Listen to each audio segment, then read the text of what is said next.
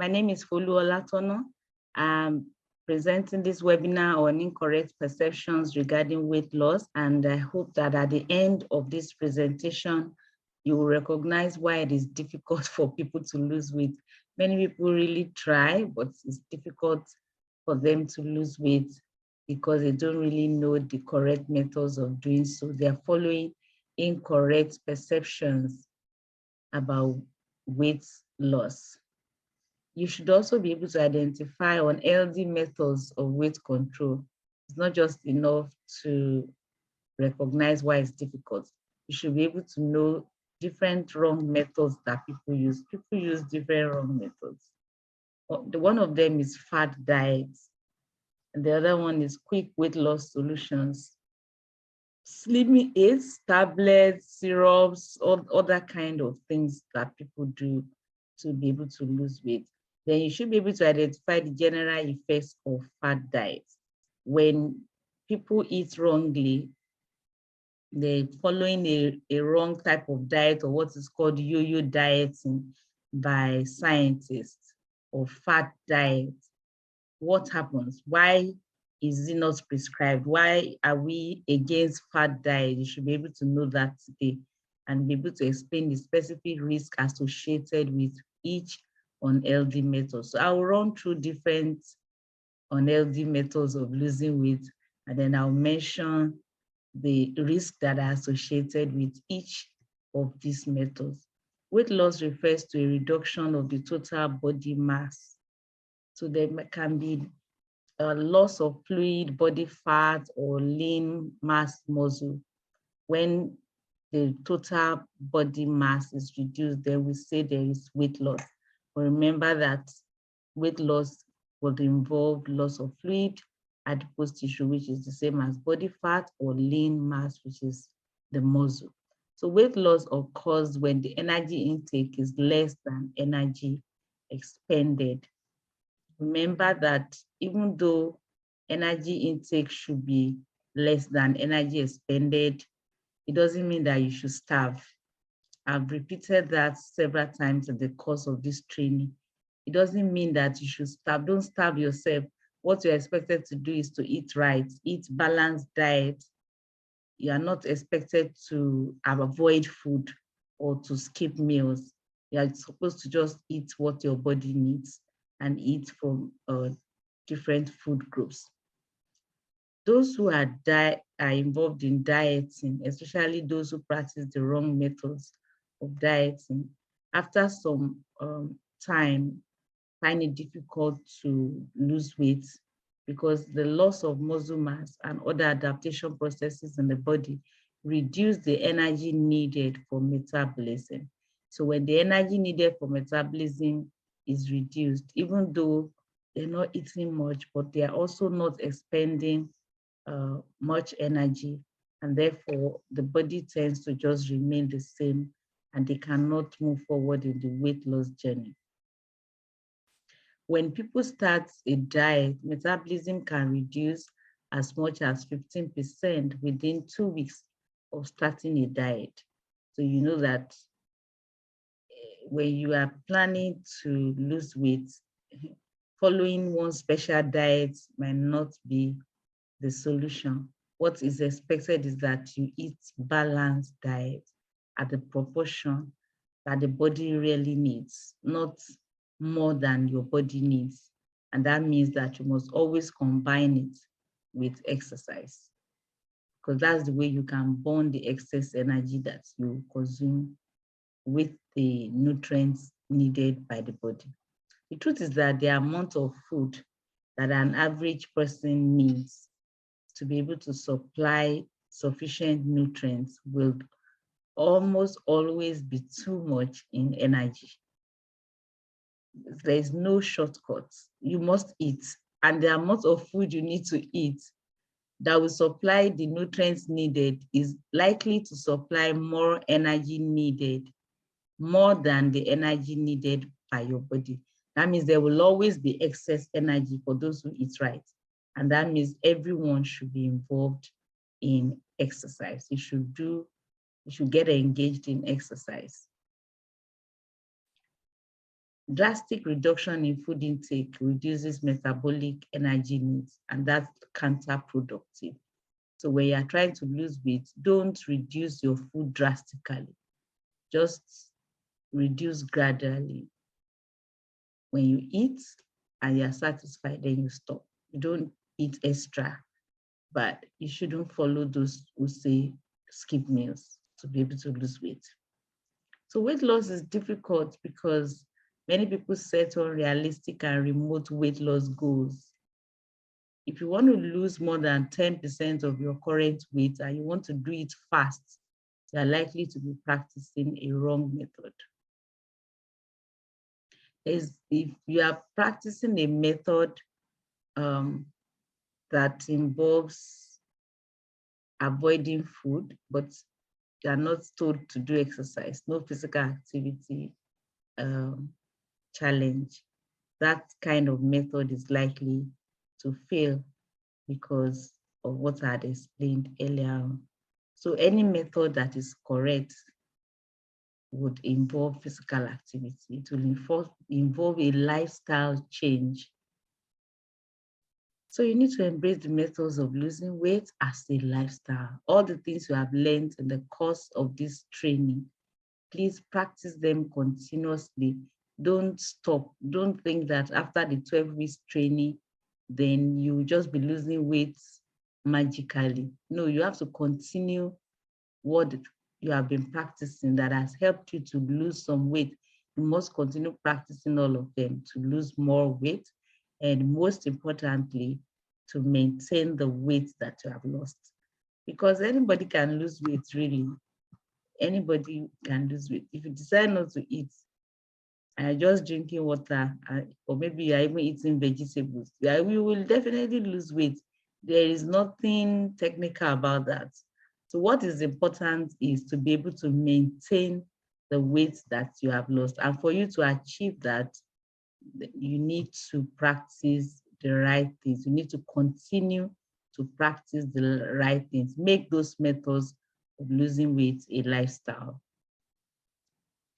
And now I want to talk about the fad diet. Weight management industries have come up with different kind of diets, different ideas that have been proposed to guarantee success. Many of these are classified as fad diets by scientists.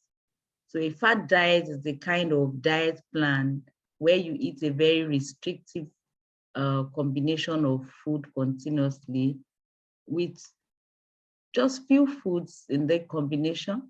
And many times the combination is an unusual one that you are not used to. We are told to practice it for a short period of time.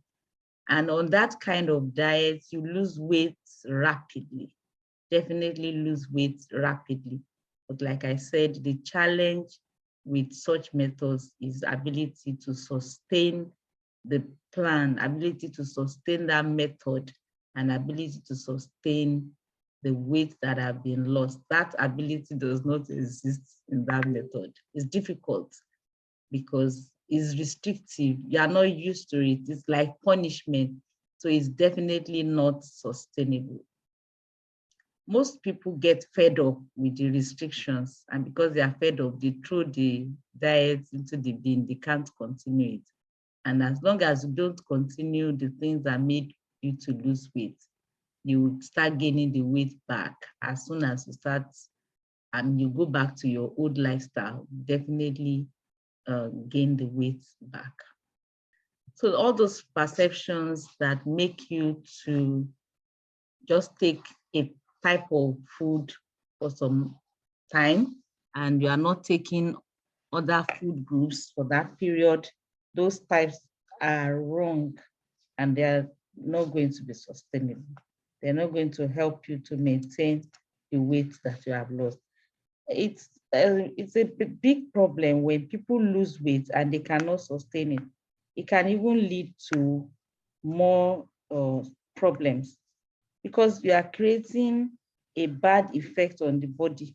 When you lose weight, you gain it back, you lose it, you get, it's like your body now becomes like a sack that expands retract, expands. That kind of system is not good for the heart, and it can lead to other health challenges. So it's very important that you know that this yo-yo dieting that make people lose and gain weight can result in heart problems, and this is not desirable at all. If you are trying to lose weight and in the process of losing weight, you now develop a heart problem, it's not good. So it's better that you practice the right method from the beginning. In history, there have been different kinds of fat diets. For example, there was a 65-year-old man who had a BMI of 35 and was prescribed a diet free from sugar and starch by his doctor. He followed the diet, lost 24 kilograms by eating meat, vegetables, dried toast, soft eggs, and at the end of his weight loss journey, wrote a book and sold thousands of copies. This is very close to Dr. Atkins' diet, which involves eating a lot of animal-based food and avoiding carbohydrates. So judging from that fat diet, when you do it at the beginning, you can lose weight, but many people are not able to follow through. They are not able to practice it continuously.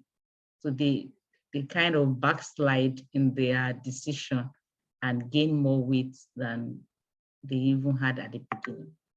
There was also another man called Horace Fletcher, the great masticator, who proposed that chewing prevented overeating and ensures good health. So his proposition is that you should chew your food until it becomes liquid, and then that way you will not be gaining unnecessary body weight. There have been many fad diets in history, different types of fad diets in history. And it's good to know that these fad diets, some of them have been shown to be effective for some time. So it's not as if one can throw all of them into the bin, but there are some good things you can pick from them, like the one that was prescribed for the 65-year-old man, which is similar to Dr. Atkins' diet. Shows that anybody that really wants to lose weight would have to reduce carbohydrates. But that does not agree with those who say don't eat carbs at all. That would be wrong, because balanced diet, the rule of nutrition, the law of nutrition involves that you eat, the law of nutrition states that the balanced diet involves eating carbohydrates up to 55% of the total energy intake in a day. So if that's the case, you cannot strike out carbohydrates completely. You end up taking too much animal-based diet, and that can lead to other challenges. So when you are trying to lose weight, don't just close your eyes and practice anything that makes you lose weight. It's very important that you look at other effects of that decision. For those who, for example, those who practice Dr. Atkins' diet might end up eating too much meat, which can result in too much protein and have effects on their kidneys. You shouldn't solve one problem and create another one. So advanced methods have been practiced in history, like obesity belts. Some people believe that you can wear one type of belt and the fat will just melt away. Reducing cream, bath salts, vibrating table, menu adjustment, and different kinds. There have also been fat doctors. People practiced weight management for clients and give them pills. Only few of them would even examine the person that wanted to lose weight before they prescribe pills. Some people have also proposed getting slim by electrical impulses, in which case the person that wants to lose weight lies down and the specialist in quotes apply some machines and electrical impulses to lose weight. So different things have been done, but it's very important that you understand the principles of weight loss so that you don't fall into the wrong hands and practice the wrong things.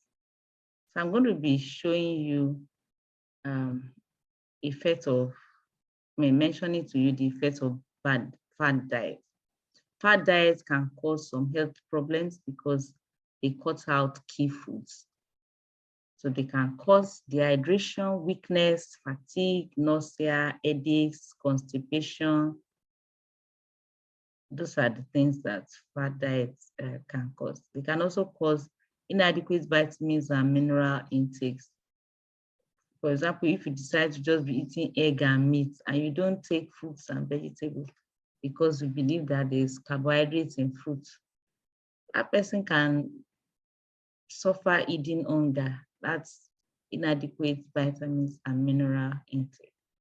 Fat diets that severely restrict food groups or nutrients may also mean that you miss out on the protective health effects that one gets from eating a balanced diet. So please understand that whatever method you choose to practice, it's important that you eat a balanced diet. And that's why it's safer for you to follow the things that I've been teaching you during this weight management training. They are the correct ideas that are supported by science. So scientists support the things we're learning on this platform. And it's better to practice this, eating a balanced diet, combining with physical activities and avoiding unnecessary energy. As long as you avoid eating unnecessarily and you're not eating junks, it may be slow, but you will achieve your weight loss goals. How would you know a diet that is a fat diet? There are ways of recognizing fat diets so that you are empowered to avoid them. Diets that recommend energy intake of less than 1,000 calories per day is a fat diet. So any diet that tells you eat less, the amount of food that you eat would supply less than 1,000 calories per day, that is a fat diet, because the minimum amount of energy for eating healthy while we are still trying to lose weight is 1,000 calories per day. Any diet that assures you of fast, easy, and significant weight loss in a short period of time is a fat diet. So if that diet plan is guaranteeing you more than 1.5 kilograms per week, that you will lose more than 1.5 kilograms per week, that is unacceptable. It's a fat diet. When success is guaranteed without any effort, hardship, or self-discipline, so somebody promises you that if you practice a particular diet, you don't need to do exercise, you don't need to do anything, just avoid a particular food group, and then you'll be losing weight. That kind of diet is going to put somebody in trouble. So it's better you avoid that kind of diet, because the food you are eating or that you refuse to eat will contribute to, we add to your body. So if you refuse to eat a certain amount, that means the amount you are adding to your body is not much. But the fat that is already there, how are you going to lose it? By exercise. So for you to lose the fat that is there, you need to expend energy. You need to do something to your body to be able to lose the fat that already exists on your body. Number 4 is when a diet places emphasis on increasing, decreasing, or leaving out specific foods or food groups. So if a particular diet says don't eat meat at all, don't eat fish, don't eat egg, no animal food at all, you need to be careful. Or a particular diet says no carbohydrates at all, That is the fat diet. That's like saying what cannot be sustained because it's not realistic. Another one is when emphasis is placed on not combining certain foods because they cause health and weight problems if combined. So if all that the diet offers you is just don't combine this, don't combine that, it's not telling you what is junk, it's not encouraging you to do exercise. That alone is not sufficient for you to manage your weight. Yes, it's good to combine food well. It's good to eat fruits alone and not eat it with cooked food. But that alone is not enough for you to lose weight. So the claim that certain food components or magic formula, pills, drops, melt away fat in some inexplicable way is also a pointer to a fat diet. Injections with all sorts of wonderful effects. Because all these fat diets are effective initially, but they cannot be sustained for life. That way, you know that they are fat diets. Another thing is that they do not address the reason why you even gain weight in the first instance. There is something you do that made you to gain weight. So whatever diet plan you now decide to practice should encourage you to stop that thing that you were doing. And that's why in this program, we emphasize eating healthy, physical activity, behavioral change, functional thinking. We emphasize that you replace negative thoughts with positive ones, that you have positive self-talk and make efforts to do what is needful to bring your body mass index to a healthy range. That's what we are emphasizing in this weight management program. So that brings me to the idea of how would you know a healthy weight reduction program? There are specific things to look out for that scientists have agreed on over the years.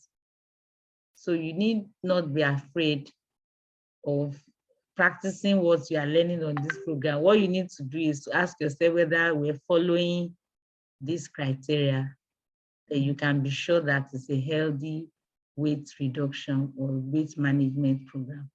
So before you start a weight management program, evaluate your health. It's very important. So you will know whether the program is helping you or is not helping you. It's very good that you evaluate your health. A healthy weight reduction program would involve the following. Healthy eating is number one. Healthy eating, you need to eat right, and that would mean eating from all the food groups. You take some fruits, vegetables, roots and tubers. All the food groups are necessary for you to eat right. You avoid junks, you drink enough water. I've taught you details of what healthy eating means. So please go back to foluolatona.com and watch the videos on healthy eating. But for the purpose of today's webinar, I want to emphasize that for you to eat healthy, you must balance the different nutrients. For example, energy intake should involve 50 to 55% of carbohydrate, 15 to 20% of the energy per day should be from protein, while 30% should be from fat. So you cannot strike out fat totally because you don't want to lose fat. Yeah, the words sound alike or they are the same words, but doesn't mean that all the fat that your body stores is from fats and oil. No. Carbohydrates can be converted to fat in your body. So don't run away from fat totally, just take it in moderate amounts. Healthy eating includes all the varieties of foods from all the food groups. I've emphasized that. It must help you to develop a healthy eating pattern permanently. That's a special characteristic of a healthy weight reduction program. I remember when I was trying to lose weight about 11 years ago, I practiced this healthy weight reduction program, and because of that, I have sustained the weight loss over the 11 years, and my lifestyle had changed since then. So it wasn't a diet that I practiced for some months and now went back to old lifestyle. No, including quantity of food, timing of food, eating fruits and vegetables, all that have been modified over the years. Healthy eating pattern would consist of at least 3 main meals spread throughout the day with a healthy snack in between. Don't follow people that say you should eat one main meal in a day. Decreasing alcohol intake, increasing fiber-rich foods, and involving individual energy recommendation that is never less than 1,000 calories. So that's healthy eating as the first pillar of a healthy weight reduction program. The other one is physical activity. Remember, I told you that you must do exercise for at least 30 minutes per day, 5 days a week. Even if all you can do is walking, walking is very important. It might look like you're not doing much. Just walk briskly for 30 minutes and keep accumulating 30 minutes every day. You will change your body and improve your health. Behavioral change is also important. So if you have a behavioral pattern that is fueling your weight or is not allowing you to lose weight, then you need to change the behaviors. Maybe you are lazy to exercise or you like eating junks. Just watch whatever behavior is making the weight control difficult or impossible. Functional thinking, replace negative thoughts. Thoughts of I cannot do it, is difficult. Oh, everybody in my family is like this, there's nothing I can do about it. You need to replace those negative thoughts with positive thoughts and encourage yourself. For healthy weight reduction program, you shouldn't lose more than 1.5 kilograms per week. Very, very important. Because if it's more than 1.5 kilograms per week, that means it's too much and your body is going to react to that. The program should also be socially acceptable and feasible. If a program is planned, you should agree in your mind that it's feasible to implement. Because if you think it's not feasible from the beginning, that person is already defeated. So it's important that it is feasible. And total energy intake must be lower than the total energy expenditure. I've told you the way to achieve that is to do exercise at least 5 days a week. So I'd like us to look at different types of diets and the major feature, the effect of the diet, scientific evidence, and other comments on this diet. So I'm starting with Dr. Atkins' diet, and I want to combine similar diets that involve moderate or low consumption of carbohydrates. Carbohydrate intake is, in this diet, the major feature is that carbohydrate intake is less than 100 grams per day. Can you imagine? 100 grams per day. And you're entitled to 120 grams of carbohydrates per day. So if you're not taking less than 100 grams per day, that's rather too small. And that is a feature of Dr. Atkins' diet. In this diet, fat and protein are not restricted. And the effects of the diet is dehydration. It causes water loss. It decreases appetite.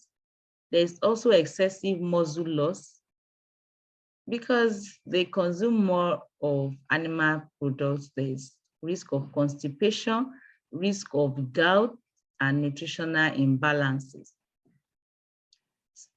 Scientific evidence for effectiveness of Dr. Atkins' diet. It causes more weight loss compared to balanced and energy restricted diet within a short period. That's what has been discovered in 3 recent studies, that within a short period, this Atkins diet will definitely cause more weight loss compared to the balanced diet that I've been preaching to you. But after a year, if you compare the two groups, maybe somebody is practicing what we're learning on this weight management training, and another person is practicing Dr. Atkins' diet, eating only meat, egg, beef, chicken. I remember a child in my church was talking to me about his mom and said, this diet that my mom is practicing, it's a very good one. No, she eats plenty eggs, plenty meat. I like that kind of diet. That kind of diet that somebody will be eating a lot of eggs, meat, fish. It's very interesting. But what the person will lose weight immediately, but after a year, that person and another person that is practicing balanced diet, that is eating fruits and vegetables, roots and tubers, legumes, and all the food groups, there will be no difference between the two of them. So if there will not be any difference in 1 year, why practice that and then risk the effect of too much protein on the kidney? I don't think it's worth it. So there's total reduction in energy intake, but there is also water and protein loss. The weight loss is not permanent. And of course, this diet is expensive. To be eating a lot of meat, egg, chicken, beef, lamb is expensive. The other one, the next one is blood group diet. That's Dadamo's blood group diet. So what this proposes is that people who have different blood groups are supposed to eat differently because they absorb nutrients and handle stress differently. Therefore, it affects their health. So the diet is very restrictive because certain foods are prescribed for people in different or specific food groups. Many food groups are eliminated from the dieter's diet. There is no scientific evidence that backs up this diet to be effective or safe. Some people may improve their diets in the process or decrease energy intake, which may cause weight loss. So if people experience weight loss, it might not necessarily be because it's good to follow this diet. It's just because such people have reduced total energy intake. I'd like to talk about Fit for Life diet, and they prescribe specific combinations of protein, carbohydrate. They don't combine carbohydrate and protein in the same meal. So what this diet expects is that you eat carbohydrates separately and eat protein meals separately, because they believe that the digestion is smoother if they are not combined together. It's not backed up by well-designed scientific research, because the range of enzymes are secreted when we eat. And we know that the ones that digest carbohydrates can be released at the same time with the ones that digest protein and fat. In this diet, milk is not allowed. And this can lead to low level of calcium and thereby cause poor bone development, poor bone maintenance, which can lead to osteoporosis, especially amongst women. Increases fruits and vegetables intake and may increase fat. So this diet may end up increasing fat intake. There is another practice by certain people, which is use of herbal formula. There are different kinds of herbal formula in different communities and locations. So this type of method, people replace 1 or 2 meals with high protein and moderate carbohydrates, low fat drink. So that is the herbal drink. Usually contains more protein, very low carbohydrates and fat. So this drink definitely is low energy drink, and other supplements can also be given. And it stands to reason that since it's low energy drink, somebody would definitely lose weight on this type of diet, because the person is taking low energy food, in quotes, even though it's a drink, it's still food. Such people will lose water and they will lose muscle. This is not backed up by science because the formula have not been tested in well-designed studies. Not all the formulas have been tested. Some of them have been found to be balanced and safe. The only challenge is that such a method is not sustainable. For somebody to be living on one shake forever, herbal formula, herbal shake or protein shake, is not sustainable.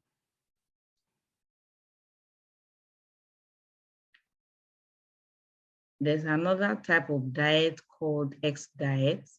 The major feature is that carbohydrates does not make people fat.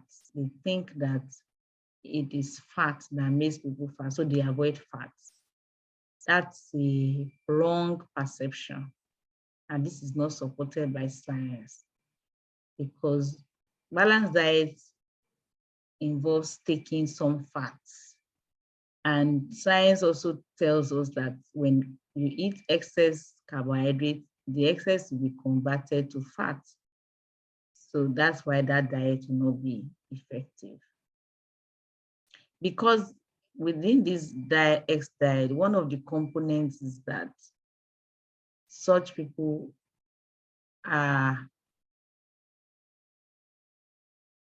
take a lot of fruits and vegetables. And you know that fruits and vegetables have very positive effects on health. So they may experience the benefits. But unlimited carbohydrate cannot be recommended. So the good thing about X diet is that because the people who take such diet and consume a lot of fruits and vegetables, they get the advantages of the fruits and vegetables, but the excess carbohydrates will still be converted to fat. And that's the disadvantage of eating excess carbohydrates. There's another diet, which is fat trappers and fat enzyme inhibitors. So what this does is like a drug that is taken and it traps the fats in the body. So because these people are confident that a certain drug is going to trap fats, then they eat anyhow. They eat whatever they want to eat, and they believe that the pill will go and deal with the fats.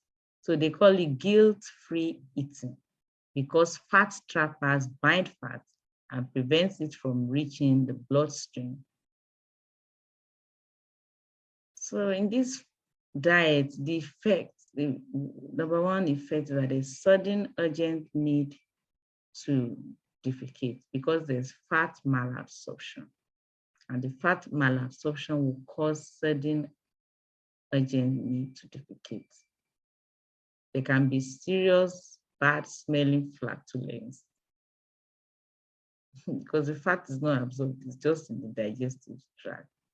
And then there can be leaking of excreta into the bloodstream. Low absorption of fat-soluble vitamins.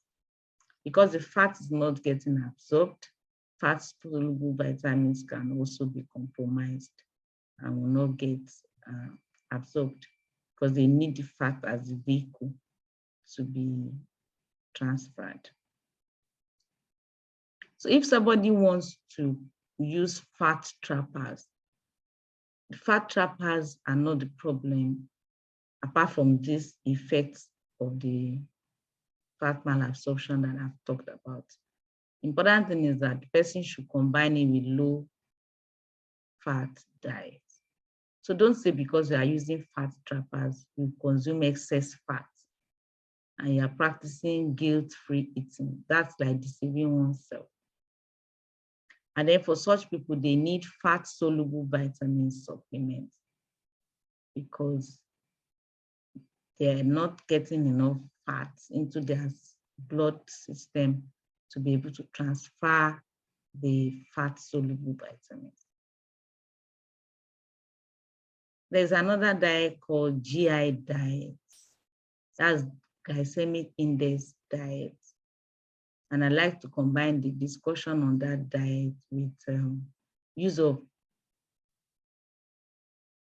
dietary aids. So let me talk about GI foods first. Low GI foods within the context of a balanced diet are emphasized for GI diets. And that is a positive one if you decide to eat foods that have low glycemic index. That means the sugar will not be absorbed rapidly and the risk of storing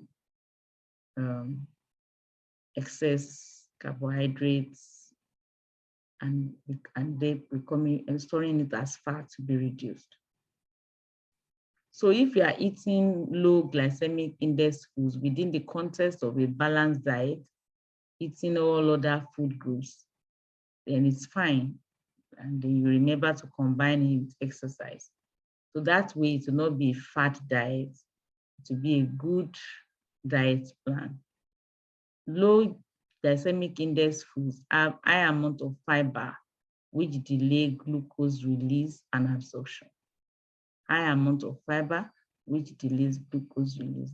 So you know the effect of fiber now. That's why you're encouraged to eat foods that are high in fiber. This diet is proven to be scientifically sound. That's the low glycemic index diet. So it's you can follow it, you can practice low glycemic index diet. The truth is that if you practice the things I've been telling you during this training, you are actually practicing low glycemic index food diet because I've been encouraging you to eat roots and tubers, whole grains, fruits and vegetables, and all these have sufficient fiber for you in a day if you eat them correctly. So it's also good to know that the glycemic index foods do not have the power to just melt fat away suddenly like magic. The use of dietary aids and substances like apple cider, chromium, piconate, spirulina, guarana, caffeine, their major feature involve increased energy use in different ways.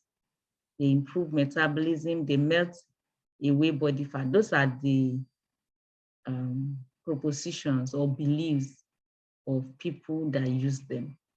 All the effects are not fully known for all these substances. Very few of the claims have been proven scientifically. So you need to be careful. Their use is not recommended. Be careful so that you don't run into another problem while taking some dietary aids. So then finally, I'm talking about appetite suppressant. That's the final one. Appetite suppressant works in different ways to reduce hunger. And when you're not hungry, you're likely to also reduce food intake. That's the major feature. So the effects, appetite suppressant can affect blood pressure and the functioning of the heart. And the drug can be addictive. That's a major minus for appetite suppressant. Scientific evidence, if the drug has been tested appropriately, it will be indicated on it. So for some, it's been tested, for some, it's not been tested. So it's very important and you avoid using appetite suppressant. Please avoid it. Don't use it without the advice of your doctor. So now you have lost weight and we are happy that you are losing weight. How do you maintain the weight loss? That's the last thing I'll talk about today. How would you maintain the weight loss? When people lose weight significantly, maybe they've lost more than 2 BMI over a short period of time, it's usually due to loss of glycogen, muscle mass, and water. So don't aim at losing weight suddenly, losing more than 2 BMI over a short period of time, or more than 1.5 kilograms a week. That kind of method, you are losing the important things that you should keep. And the fat that you should melt is not melting. So it's important that you follow balanced diet. Follow balanced diet. So to maintain the weight loss, balanced diet will help you to maintain it. And after some time, you will not even need to eat as small as you are eating when you are losing weight. So during this weight maintenance phase, you can even increase your food a little, just a little. But don't ever go back to the pre-diet pattern. Before I started losing weight, there was a way I used to eat. When I was losing weight, I cut it to maybe half of what I used to eat gradually, not suddenly. I reduced it 2 spoons, 1 spoon, until it became like half of what I used to eat. So when I had lost 20 kilograms and I just wanted to be maintaining the weight loss, so all I needed to do was to add a little, like 1 or 2 spoons to the plan that helped me to lose weight. For me to maintain, I'm no longer interested in losing. I'm just maintaining. So I just keep to the amount of food that is just okay. So don't go back to that double portion that you used to eat. Just eat the amount that helped you to lose weight plus 1 or 2 eating or tablespoon. That's all you need. And please keep food intake records. Sometimes you think you are not eating much. I don't eat much. But you've taken sweets, taking a bottle of carbonated soft drinks, taking meat pie, and you didn't regard all that as food. Whereas they contain more energy than a bowl of eba. So record what you're eating so that you know where the challenge is and you can nip it at the bud. Weight maintenance will be impossible without exercise. So you need to do exercise every day. The recommendation is 5 days a week, but I say every day because even when you target every day, you can hardly make that 5 days. So it's better to just target every day. But if you started with skipping 1 or 2 days at the beginning of the week, you become very busy at the end of the week. You can't even do your exercise. So you end up with 2/5 out of the 5 days, maybe you do 2 days. But if you had aimed at 7 days and something cropped up and you miss 1 or 2 days, you'll still be able to score 5/5. Inform the people in your environment to support your attempts at maintaining your weight. Maybe your friend, if you're in school, your classmate, your roommate, to help you to support your attempt at losing weight. So it shouldn't be your friend or your roommate that will be discouraging you, telling you you are okay, you are looking slim, or it's too much, whereas your body mass index is 29. But because in the environment, people are used to round body as healthy. Don't be dissuaded. Weight loss, I'm concluding now. Thank you for staying with me up till this time. Weight loss is not magic. So I want to encourage you, don't follow fad diets. Any diet that restricts some food groups that restrict you from eating certain things at all. Diet that promise you to lose weight drastically over a short time. Diets that would not encourage you to make what you are practicing to be a lifestyle. That is obvious that you cannot make a lifestyle. That kind of diet is fat diet and is not healthy for you. But a healthy weight reduction program will include balanced eating pattern and permanent healthy eating pattern, physical activities and exercise, behavioral change, functional thinking, and positive self-talk. Also remember that any diet that is healthy should not recommend anything less than 1,000 calories per day. The rate of weight loss should not be more than 1.5 kilograms per week. The diet must be socially acceptable and feasible in terms of implementation. Most important of all, total energy intake must be lower than the total energy expenditure. Thank you for joining me for today's webinar.